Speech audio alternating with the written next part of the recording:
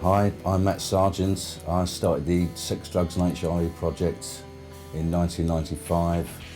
I was diagnosed in 1989.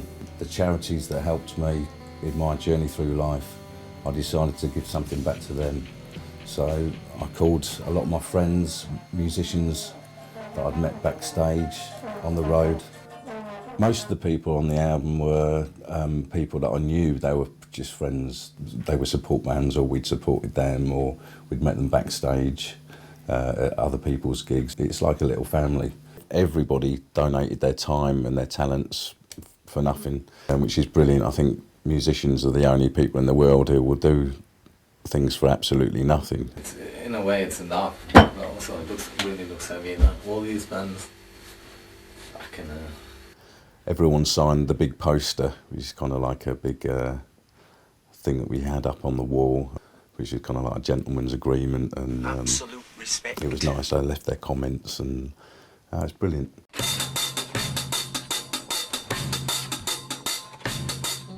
There's lots of people from lots of different genres, like I say, from reggae bands, heavy metal bands. That's like a good idea, yeah, isn't it? Punk bands. My tip for the top. My tipple for the top. Oh, crikey.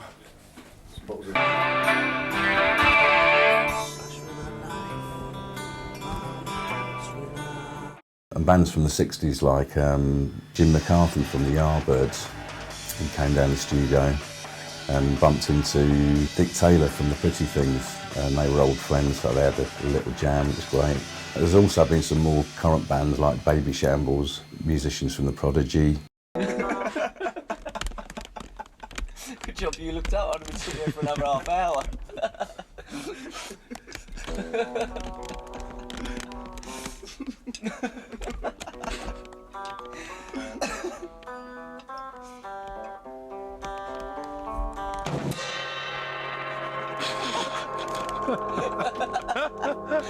It was originally only meant to be one album of maybe 15 songs. When people heard about what I was doing, they thought it was great, and they said, "Oh, have you tried so-and-so? He'd love to come and do something," and it kind of grew. So we had another recording session at Dave Goodman's in Gypsy Hill, in Mandala Studios. It's been going really well. It's been magical. All these faces coming in and all these stories and all that. Oh, you love highlights with Max Lodge, trombone solo and so forth. Blimey.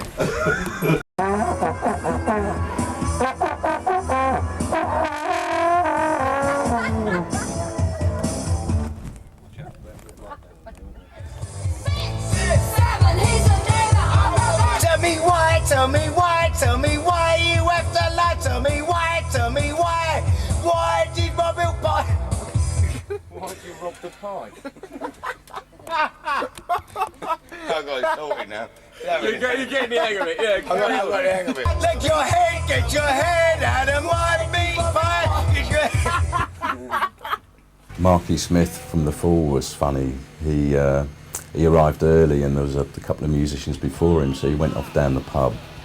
When he came back, he'd had a few, and he was hilarious. He had a pencil mic, and Dave had a big pop shield, which is like a big foam thing that goes over the microphone. But Marky Smith didn't want to use it, so he kept hiding it around the studio, so he couldn't use it, and the microphone kept overloading. But it was kind of quite apt for the track. What? What's up? What?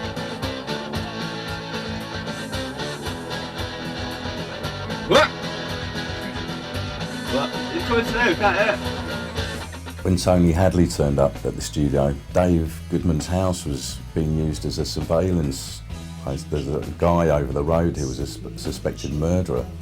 So the police were using Dave's bedroom upstairs as a stakeout, you know, with the binoculars. We had Tony in the studio in the basement, and as Dave's taking the police upstairs to the room, one of the policemen said, "God, that really sounds like Tony Hadley from Spandau Ballet." And Dave said, "Follow me." So So he took the policeman in the studio and pulled the curtain back, and there was Tony Hadley, and the look on the policeman's face was a picture, you know. Wally Pistol, the original Sex Pistols guitarist, he was hilarious.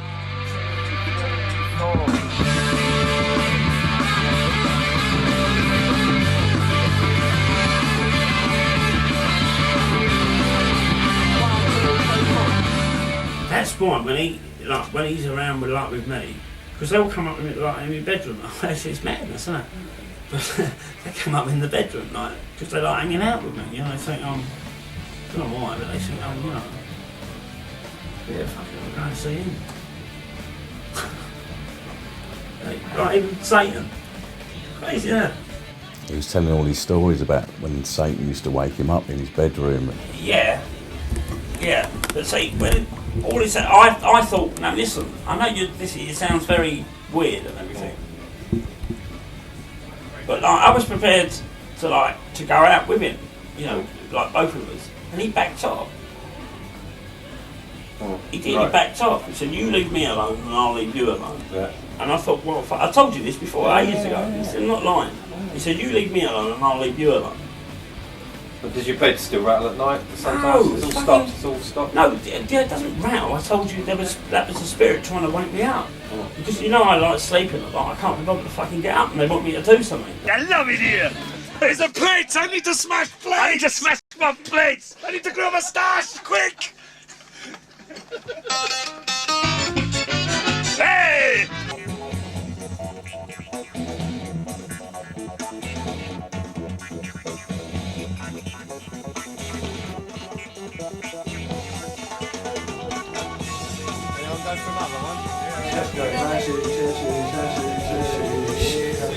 I'll just be worried about what I was promoting. I was once not the queen of punk.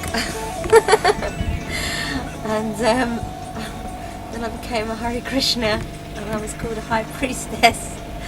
And I don't know really about myself. I'm just a little spirit soul in the material world. I've got a material body and I'm trying to reach transcendence. When I was diagnosed, I was given between 2 to 5 years to live. 20 years later, here I am. You know, it's quite an achievement that I think I've lasted this long, and hopefully people will see the strength in what I've done, and it's not a death sentence. You know, when you're diagnosed, then there is hope. You know, it's not the end of the road. We've got to get tight. Whose tights are these? Not mine. What's this benefit for? Well, the Terence Higgins Trust were my first port of call when I was diagnosed, so that was something I definitely wanted to give back to. The food chain, like Meals on Wheels for people with HIV and AIDS who were too ill to go and do the shopping or make their own food. I thought this was a brilliant idea. I know when I was in that situation, if there was something like that, that would have really helped me. So I felt that was a good thing to give money to. Rape Crisis really speaks for itself. A great charity, and Release, a great charity working with drugs, and the legal side of that, helping people with that. And the cancer research is because a few musicians on the album have since died. I had a recent battle with cancer myself a couple of years ago, which I'm now in remission, and I wanted to give something to that charity as well. So it's all really charities that have helped me on my journey. My sister, I'll be with my brothers.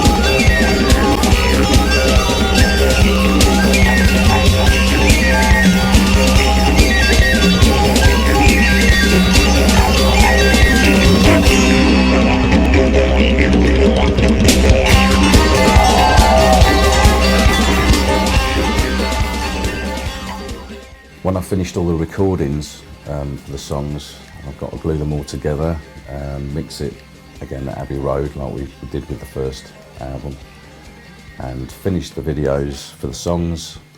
And then there's going to be 30 one-hour documentaries, Sex, Drugs and HIV, on 3 memory sticks, which will have 10 documentaries on each. I have a band called Rock and Roll Gypsies, which is an ever-changing lineup, and they play the songs from the project live, and I hope to go out and do some key shows to promote the album and promote awareness for the charity.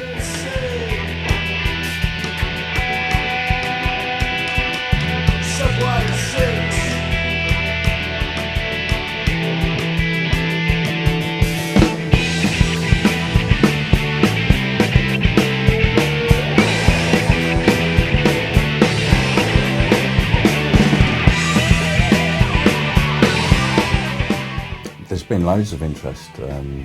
Whoever hears it and sees the clips that they have seen, think it's brilliant. So I know that the project's going to do well. It's just I can't wait to get it out there. It's been, you know, it's been kind of my little secret for the last 15 years, apart from the people who've been on there. So I hope everyone enjoys it.